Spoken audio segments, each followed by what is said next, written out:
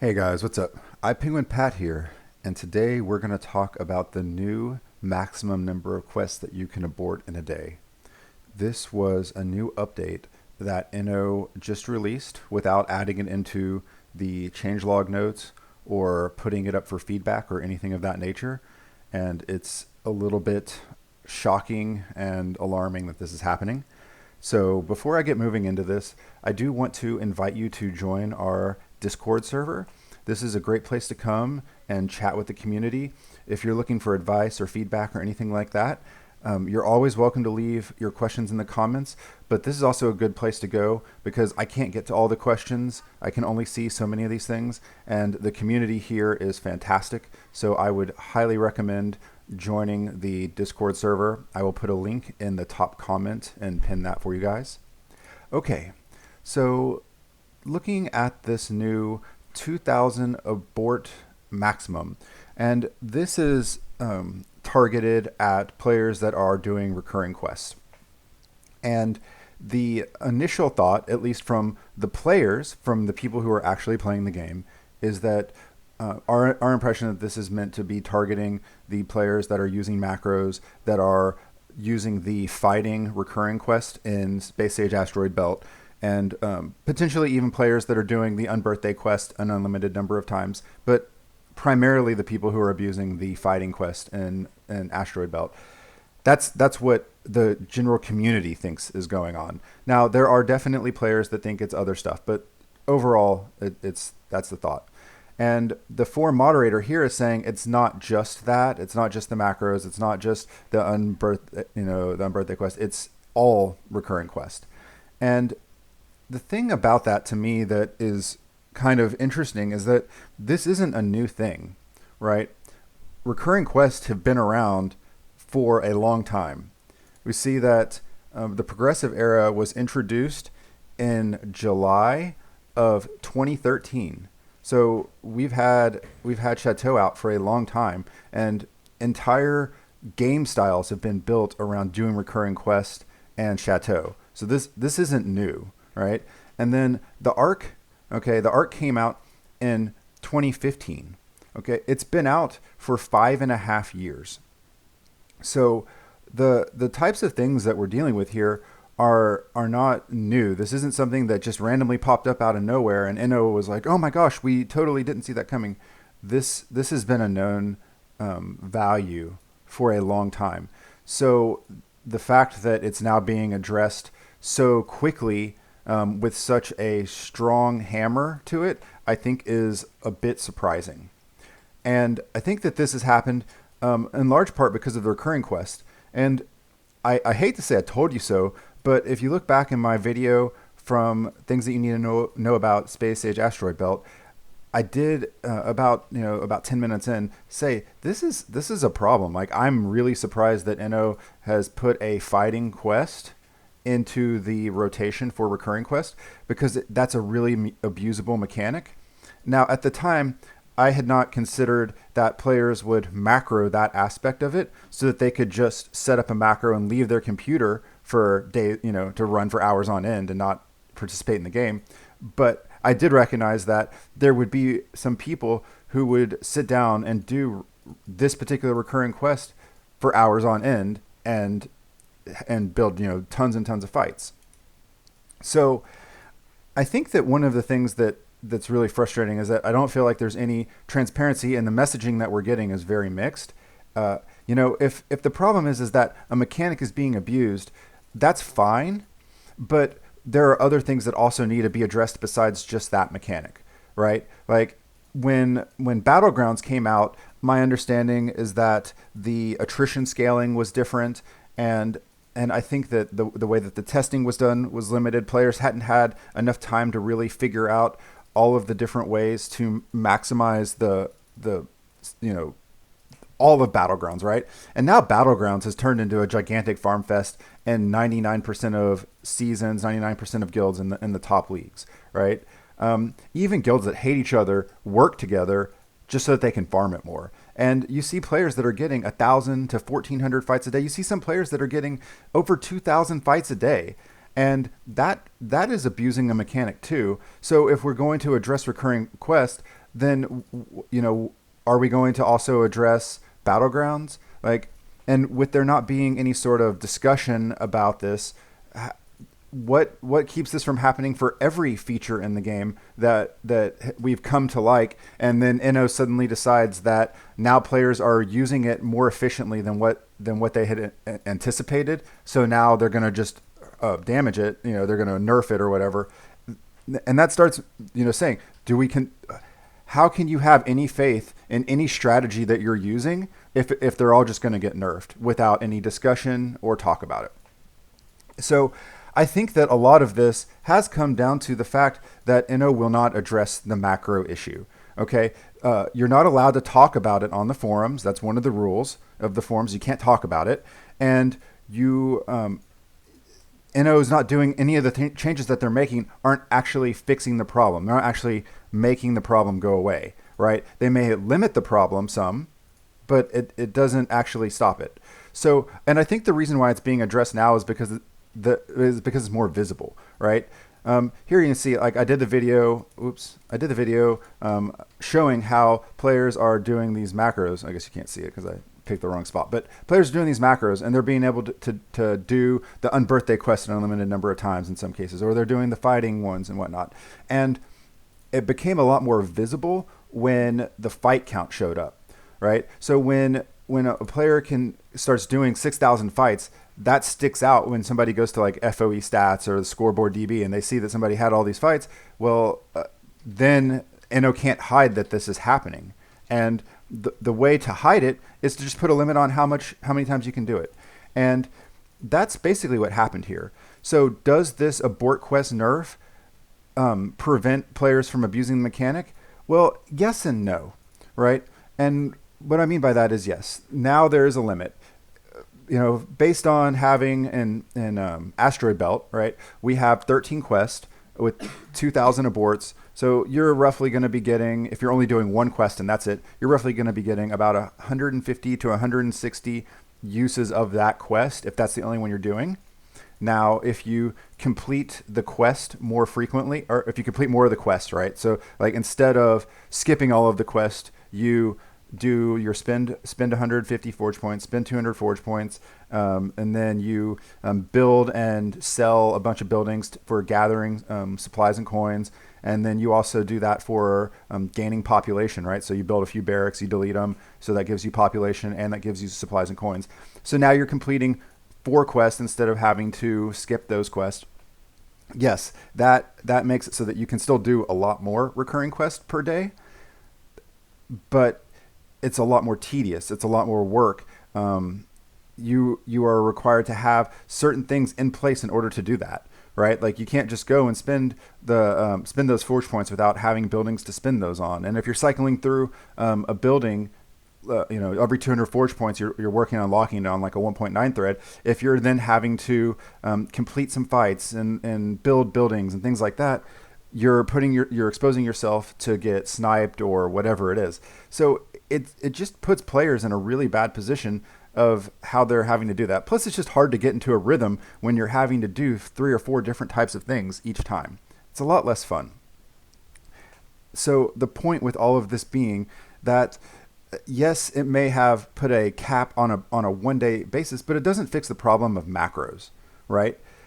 Players can still macro every day, and players that aren't macroing are still going to be at a disadvantage. And this is especially bad for the type of player who is only available to invest a bunch of time on a couple of days a week, right? Like say your job, Monday through Friday makes it so that you really can't play Forge very much, and then you only have Saturday and Sunday to really do most of your questing. Now that player who may normally spend several hours questing and watching TV or doing whatever, now they're really limited and they can't make up for what they've lost.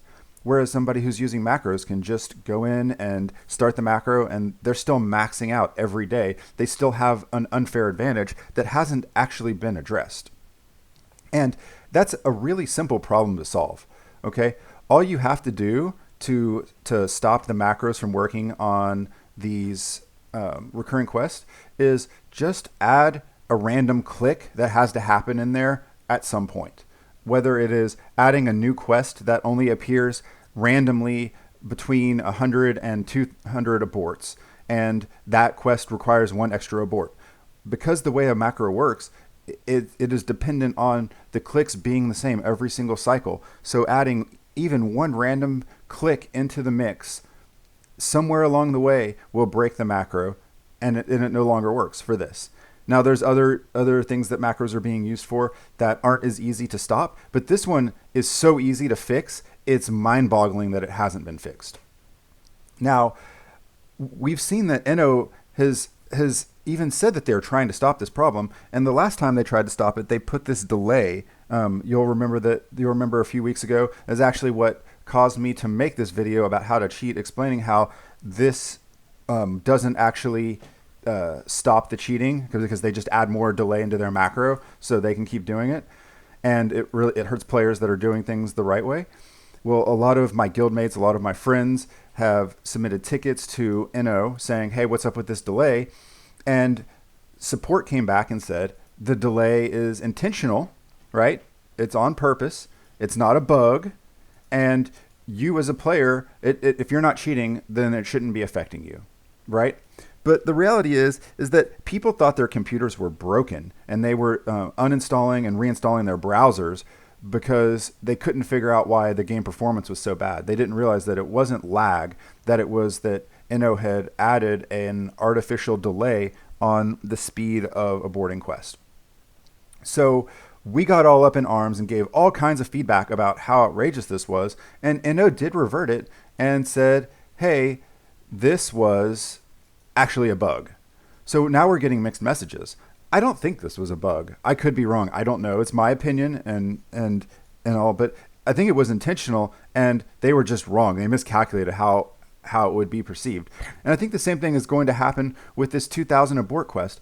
There's already 10 pages or more of people who are wildly unhappy with this quest issue. Now, you do have a couple of people in here who are supportive of it and who are saying, well, it's not really a big deal. And those people, if you go look up at their profiles, they tend to be players that are very mediocre players and very mediocre guilds. They're spending more time. Like if you look, they have more posts on the forums than they have fights in the game.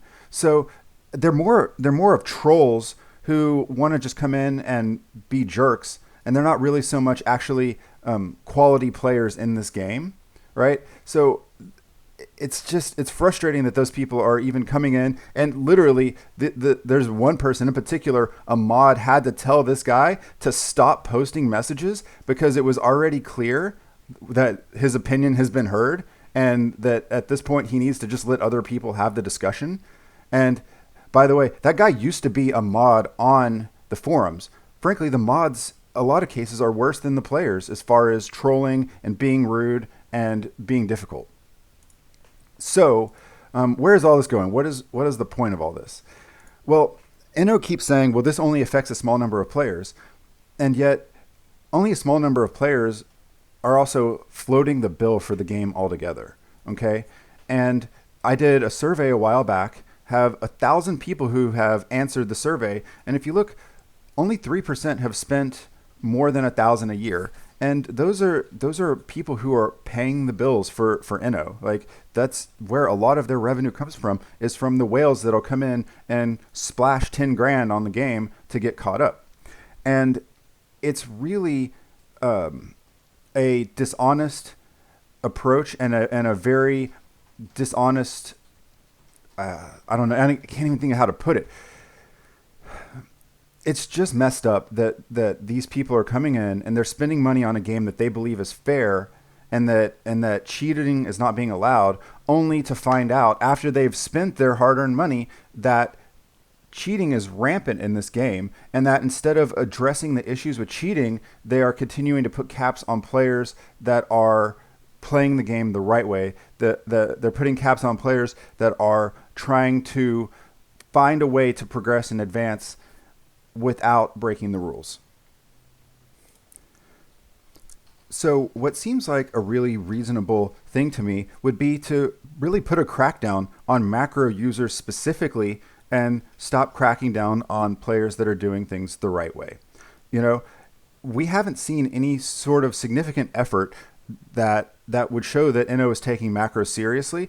They're just putting some kind of delays. They're just throttling how much people can cheat, right? They're not stopping it. And the only way that this is going to stop is if they really drop the hammer on players that are cheating, right? Like if they see that somebody is cheating to accomplish this by using click tracking. And yes, I know that there are fancy macro systems and ways that you can set up randomization and stuff like that. That's totally understandable. And you know what? Those people are going to be a lot harder to catch. But if you catch the people that are just using the stupid macros that don't have any sort of randomization or anything like that, and you hammer the hell out of them, that's going to deter players from even trying, right? If Inno gets a reputation for being really heavy-handed on their penalties for people that are cheating, then people will stop cheating because they don't want to risk getting nailed. But as it is, you've got it where you've got people like this, right? You have people in a guild that is the number one guild on their server who are literally saying, Forge isn't going to do anything about it. Like, this person is literally daring Forge to do something, and Forge isn't doing anything. As a player, that right there, seeing the type of response that Inno is having, makes me put my wallet away, put my credit cards away, and there's no way they're coming back out until we see positive action towards stopping these cheaters. And I'm not the only one that has that feeling either. You see that there are people that are quitting the game, and everyone threatens to quit the game. I'm not going to go that far, but I will say that, you know, there's a certain point where it does hurt the community. And as more and more top players quit because they're frustrated because of these policies and these changes that are going against things that have been long-standing. These are things that have been in the game for a long, long time. They've built their entire game around and now are getting taken away. Obviously, those players are going to be frustrated and want to leave. And then what happens when their friends leave and then their friends leave? It's I hate the term slippery slope, but that is definitely the direction this goes. And from a change standpoint, if Inno is arbitrarily nerfing mechanics that have existed for literally half a decade, what's off limits, right? Anyhow, I hope that we start to see a change of direction. The last, 6 months have been very unfriendly to players as far as I'm concerned. We've seen the PvP tower try to get removed, and we had to fight tooth and nail to get it back. We saw the aborts. We're seeing that Inno is ignoring all of the hate for the Great Building on Space Age Venus. And Venus is more or less a reskin of Asteroid Belt. I mean, it doesn't even look like they tried to do anything interesting with it. So it's just alarming at the direction that things are going. And I really hope that some of the player feedback will be more well received, and that maybe we can get a little bit more of a dialogue with the developers. Because right now, if the mods are the primary people who are communicating between Inno and the developers, right? Like, these people are proactively arguing against us, which makes it hard to believe that they are fairly and accurately representing our concerns to the developers, right? If the person who's supposed to be representing you doesn't think that you're right, or doesn't sympathize with you, and they're against you, then how are they able to even represent to the developers what the problem is and how we really feel about it? So it may be at a point where we have to go around the mods and start finding ways to reach the developers directly. I don't really know what that looks like, but it's certainly something that we may have to look at. Anyhow, I hope this video has at least been informative to you. I'm sorry if it's been a bit ranty or preachy, but I definitely hope that we see some improvement, because this is really disappointing. I'll catch you guys later.